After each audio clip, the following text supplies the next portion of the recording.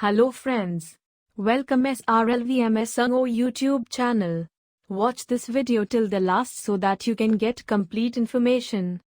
इस वीडियो को आखिरी तक देखें ताकि आपको पूरी जानकारी मिल सके। आज हम डिस्कस करेंगे कि नॉन प्रॉफिट ऑर्गेनाइजेशन के लिए प्रोजेक्ट कैसे बनाते हैं। चलो अब स्टार्ट करते हैं।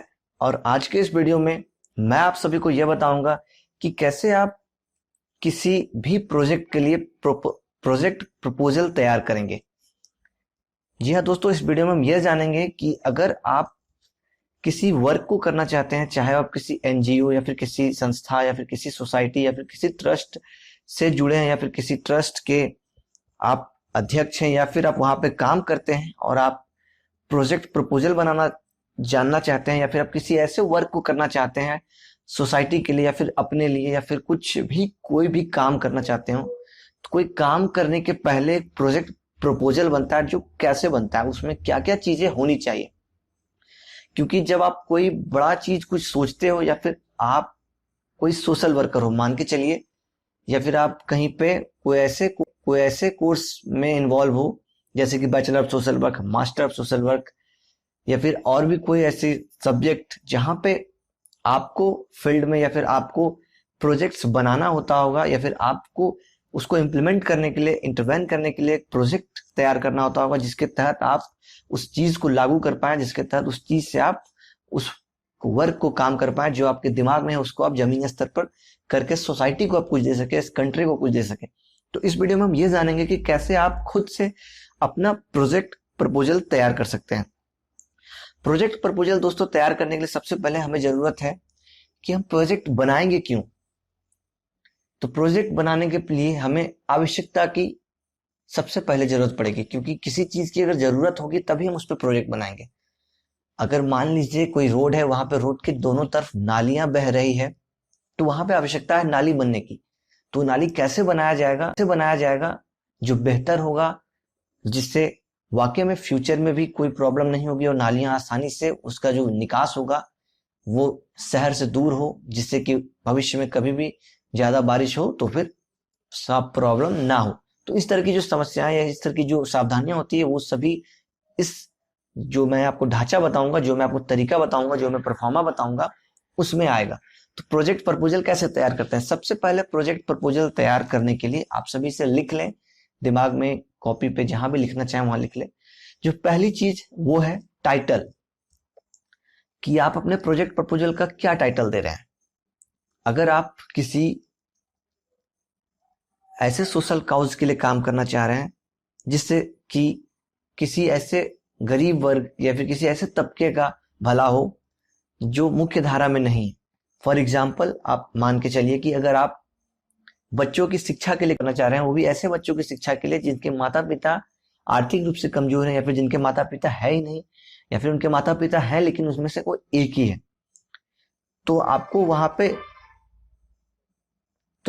पे प्रोजेक्ट प्रपोजल में टाइटल बेसिकली तो आप यही रखेंगे, a project for the child whose social या whose economic background is not good. Hindi में अगर मैं बात करूं तो आप ये लिखेंगे कि एक ऐसा परियोजना या परियोजना का नाम आप ये लिख देंगे, ऐसे बच्चों के उत्थान या फिर ऐसे बच्चों के शिक्षा के लिए जो समाज के मुख्य धारा से वंचित हैं, जो समाज में बेहतर शिक्षा प्राप्त नहीं कर पा रहे हैं।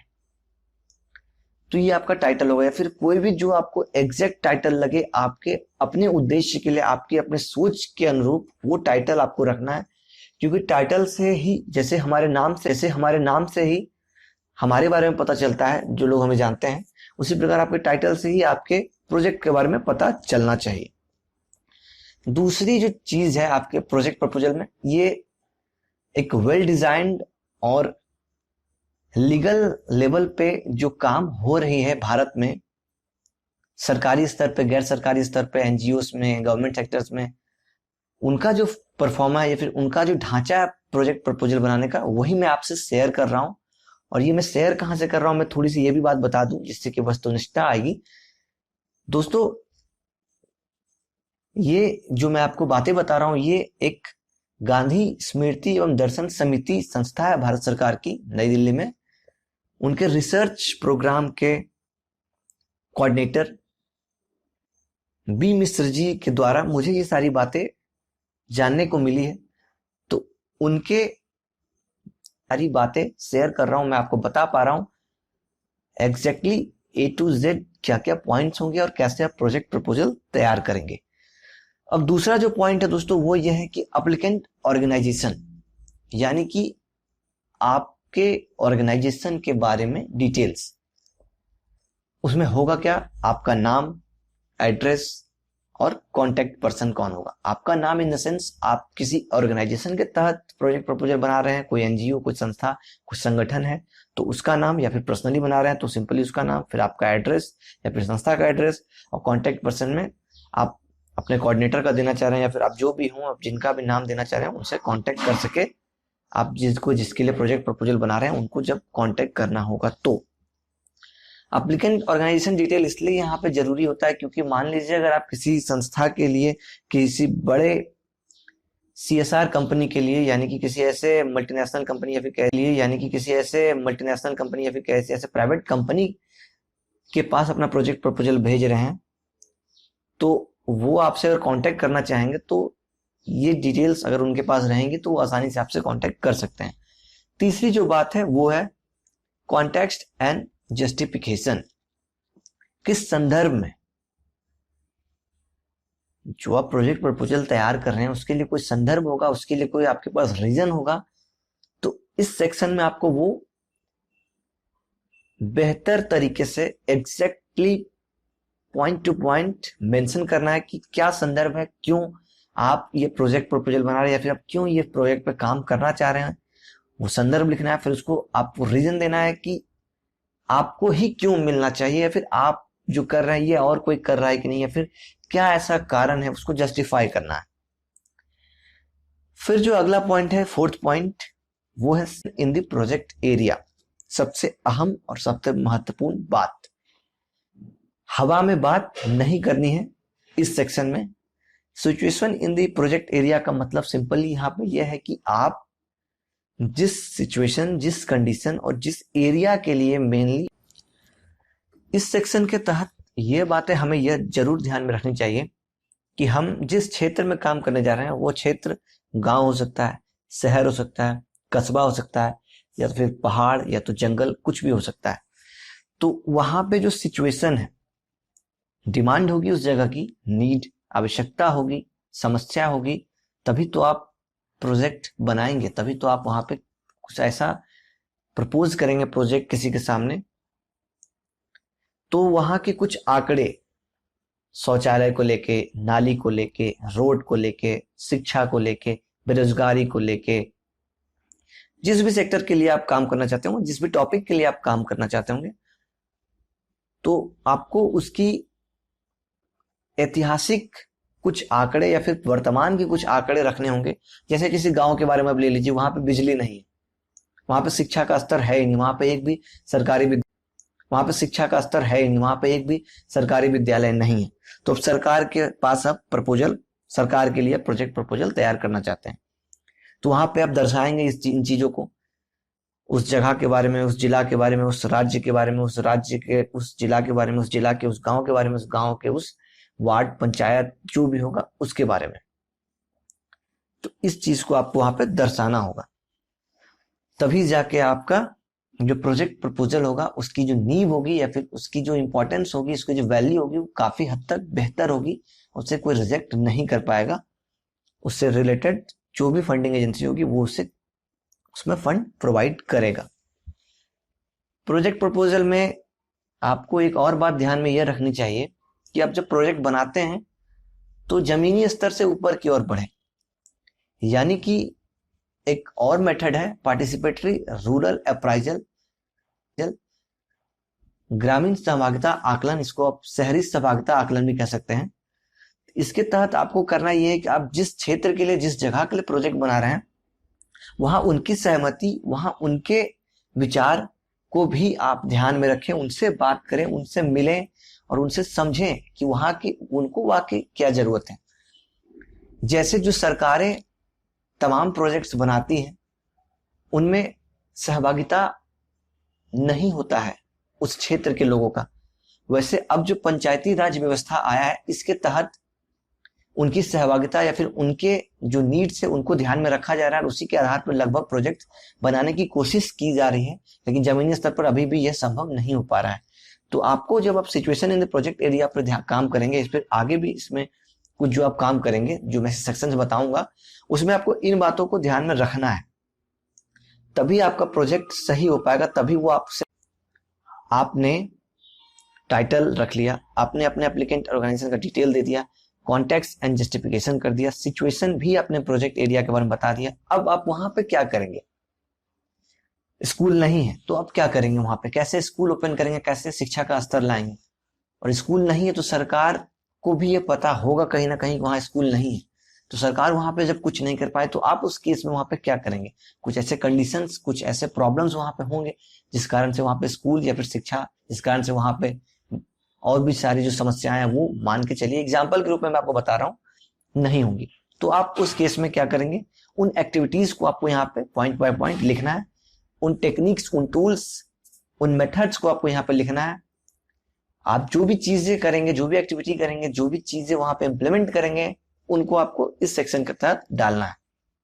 6th पॉइंट जो है दोस्तों वो है ड्यूरेशन। ड्यूरेशन, समय, कितना समय लगेगा? आप जो प्रोजेक्ट प्रपोज करेंगे उस प्रोजेक्ट को अगर आपको दे दिया जाता है करने के लिए, फंडिंग हो जाती है, परमिशन मिल जाती है, तो आप उस प्रोजेक्ट को कितने दिन में पूरा करेंगे? प्रोजेक्ट प्रपोजल में दोस्तों आपको एक बात और ध्यान में हमेशा रखनी है, एक्यूरेट तो कुछ भी इसमें नहीं हो सकता है, कुछ कम कुछ ज्यादा होगा, लेकिन आपको एक बेहतर और सटीक ब्लूप्रिंट तैयार करना होगा, बेहतर और सटीक तरीके से सोचना होगा, समझना होगा उन चीजों को, कंपेयर करके जमीनी स्तर पे कि जो चीजें और भी कहीं जगहों पे हो रही है वो कितने दिन में हो रहा है, वो कैसे हो रहा है, उसके लिए कितने रुपए लग रहे हैं, तभी जाके आप एग्जैक्ट टर्म्स यहाँ पे यूज कर पाएंगे, तभी जाके आप एग्जैक्ट इंफॉर्मेशन फुलफिल कर पाएंगे।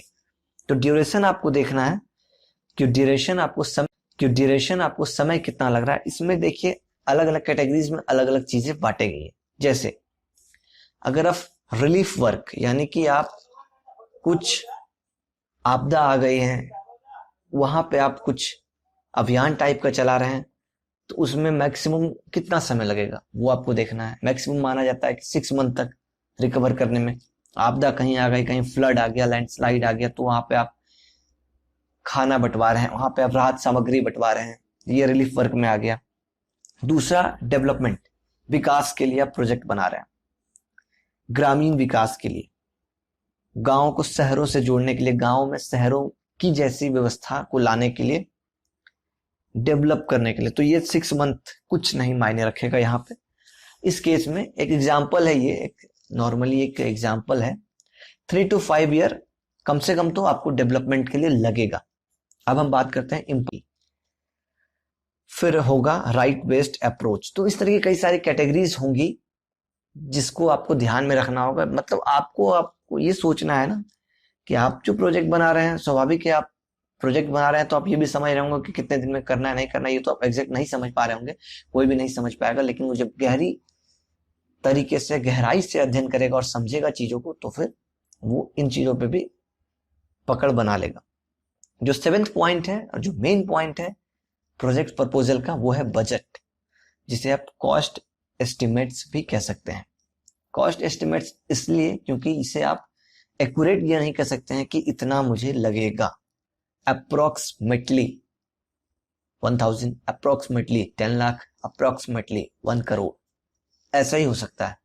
ये नहीं कह सकते हैं एग्जैक्टली ओनली 1 करोड़ रुपीस लगेगा, तो फिर वो गलत हो जाएगा। क्योंकि आपने जो चीजें इकट्ठा की, आपने जो चीजें बताई, वो आपने आंकड़ों के आधार पर, वो आपने सोच के आधार पर, वो आपने मार्केट के आधार पर बताई। लेकिन आप, हो सकता है जिस वक्त आप प्रोजेक्ट को इम्प्लीमेंट कर रहे हो उस वक्त महंगाई बढ़ जाए, उस वक्त महंगाई घट जाए, उस वक्त कोई आपदा आ जाए, उस वक्त सीजनल कुछ प्रॉब्लम आ जाए, बारिश ज्यादा होने लगी, तूफान आ जाए, वगैरह वगैरह, कुछ भी हो सकता है।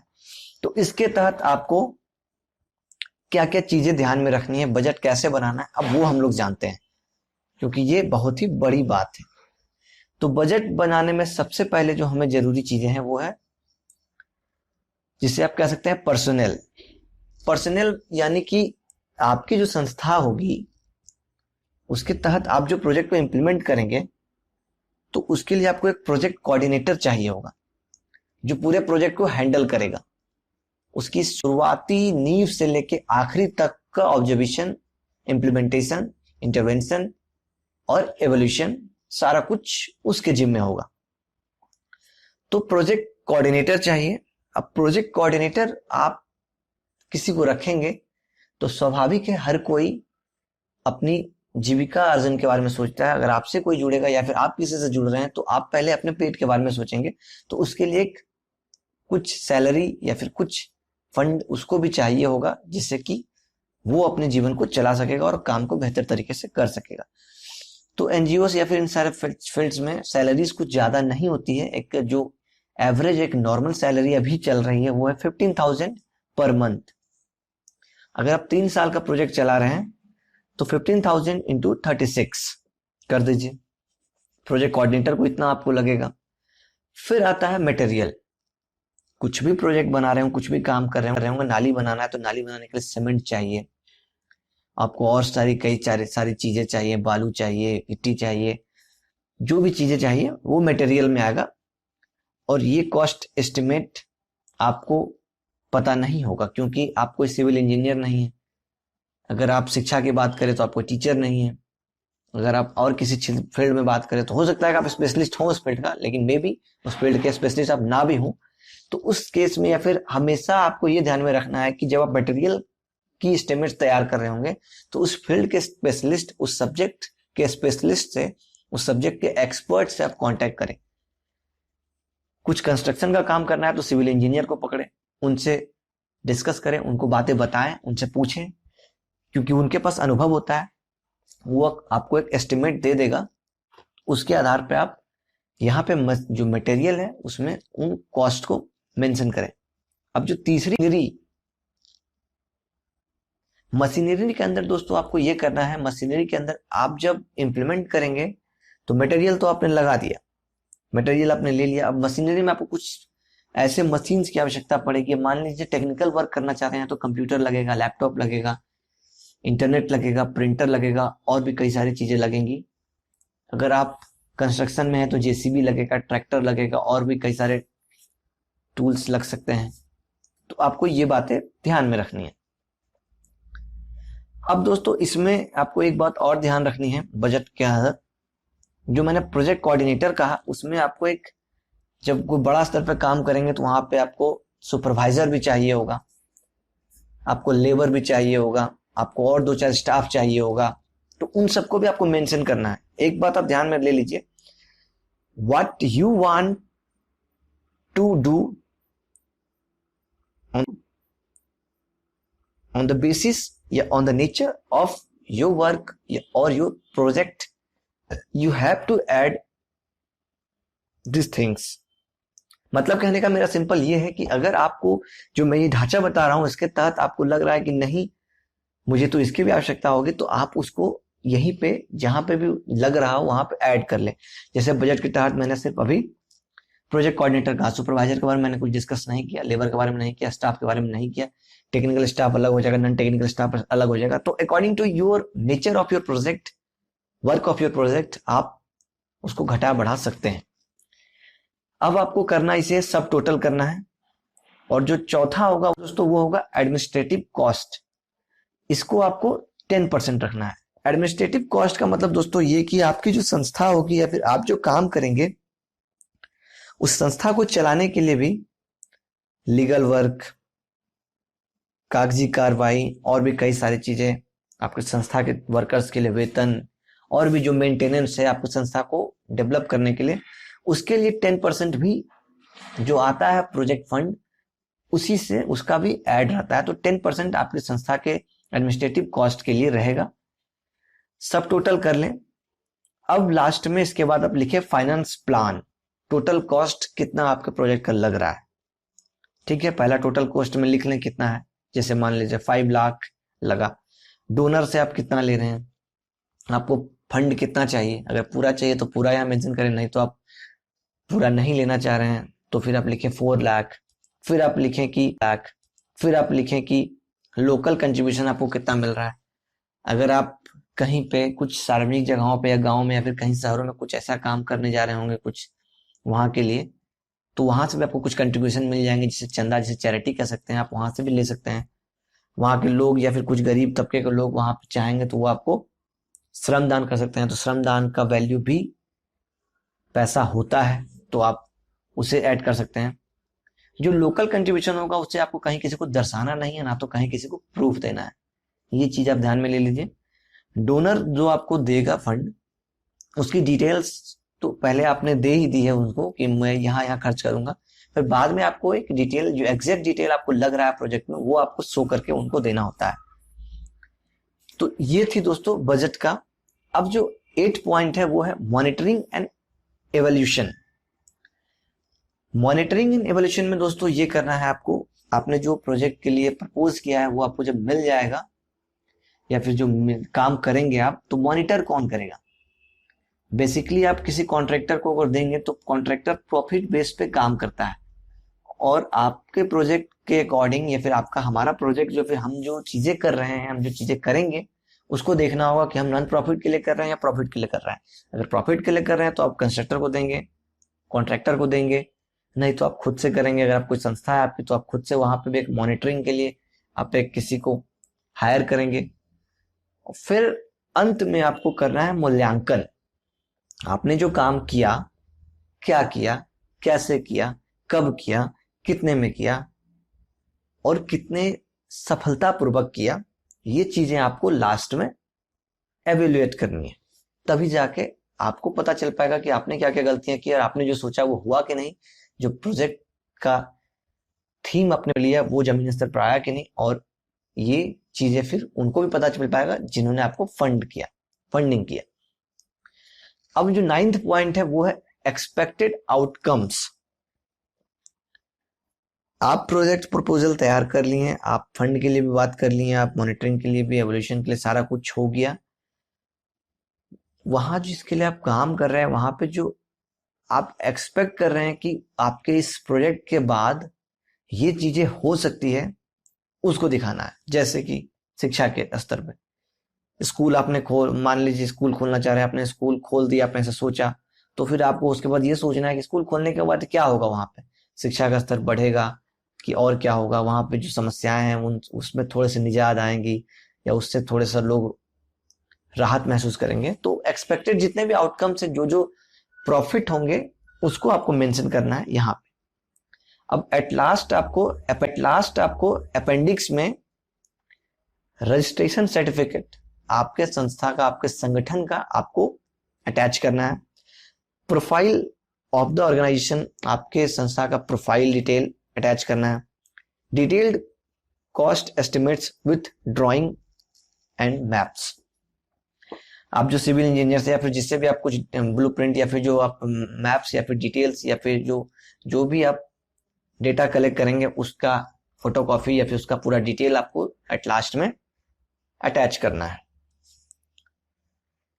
तो इस तरह से आप प्रोजेक्ट प्रपोजल तैयार कर सकेंगे। तो चलिए मैं एक बार फिर से आपको स्टार्टिंग से पॉइंट्स बताता हूं कि क्या क्या है। पहला था टाइटल, दूसरा है एप्लीकेंट ऑर्गेनाइजेशन जिसमें name, address and contact person mention करना है।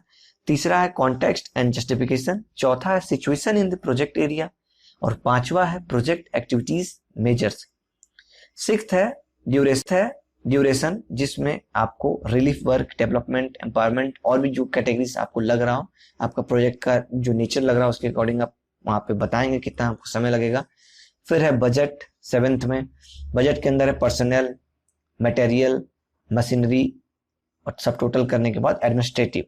उसके बाद फाइनेंस प्लान में टोटल कॉस्ट कितना है, डोनर कितना दे रहा है, लोकल कंट्रीब्यूशन कितना है। अब है मॉनिटरिंग एंड एवोल्यूशन 8 में। 9th में एक्सपेक्टेड आउटकम्स, उसके बाद appendix, registration certificate, profile of the organisation, detailed cost estimates with drawing and maps.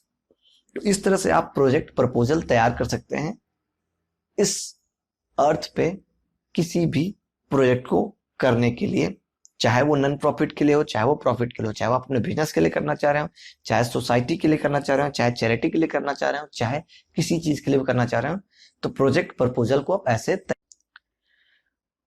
तो इस तरह से आप अपने प्रोजेक्ट के लिए प्रपोजल तैयार करें और अपने प्रोजेक्ट को इंप्लीमेंट करें जमीनी स्तर पे। तो दोस्तों इस वीडियो में फिलहाल इतना ही। उम्मीद करता हूं कि मैंने जो इन्फॉर्मेशन दिया है वो आप लोगों के लिए यूजफुल होगा और आपको इससे कहीं ना कहीं हेल्प मिलेगा, जिससे कि आप अपने project. Thanks for watching this video. If you have any questions, you can also call us. Please like, share, comment, subscribe.